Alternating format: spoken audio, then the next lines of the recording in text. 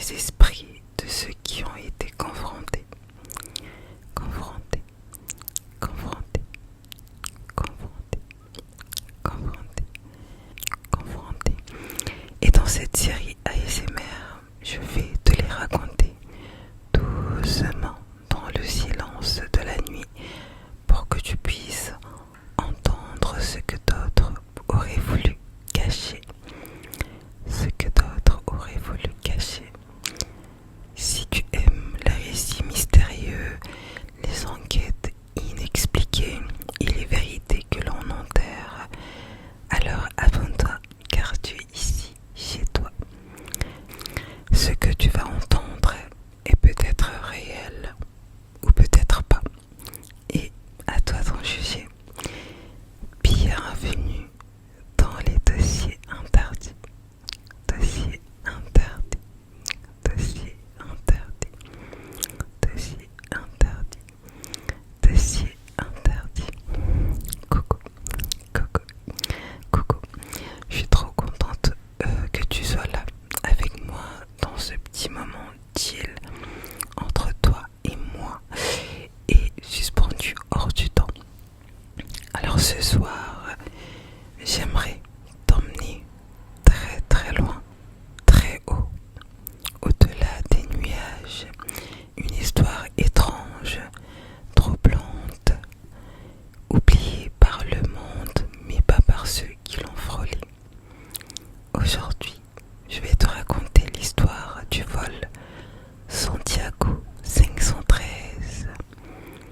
513. Donc pose-toi, ferme les yeux si tu le veux et laisse-toi doucement, doucement glisser dans une autre époque. Doucement, doucement, doucement, doucement, doucement, doucement. Une époque où un avion a disparu et est réapparu 35 ans plus tard, sans prévenir, sans explication, et ce que les autorités ont découvert à bord est juste glaçant. Glaçant, glaçant, glaçant, glaçant. Notre histoire commence le 4 septembre 1954, aéroport d'Aachen, en Allemagne. Il est exactement 13h56. Sur le tarmac, un avion impressionnant se prépare au décollage. Un Lockheed Super Constellation, un modèle civil à l'hélice réputé pour sa robustesse. Il s'agit là du vol Santiago 513. Destination finale, Porto Alegre, au Brésil. À son bord, 88 passagers, famille, hommes d'affaires, jeunes mariés, enfants en vacances, tous impatients de traverser l'Atlantique. L'équipage est composé de 6 membres, pilote expérimenté, hôtesse souriante, ingénieur de vol très concentré, très concentré, très très concentré, très concentré, très très concentré. Les moteurs vrombissent doucement, les bagages sont chargés. 13h59, l'hôtesse ferme la porte et à 14h04, le vol Santiago 513 s'élève dans les airs en direction du Brésil. Du Brésil. Du Brésil. Les premières heures sont plutôt calmes. Tout se passe bien et le ciel est bleu. L'équipage échange avec les tours de contrôle au fur et à mesure de sa progression. Mais au-dessus de l'Atlantique, quelque chose change. La fréquence devient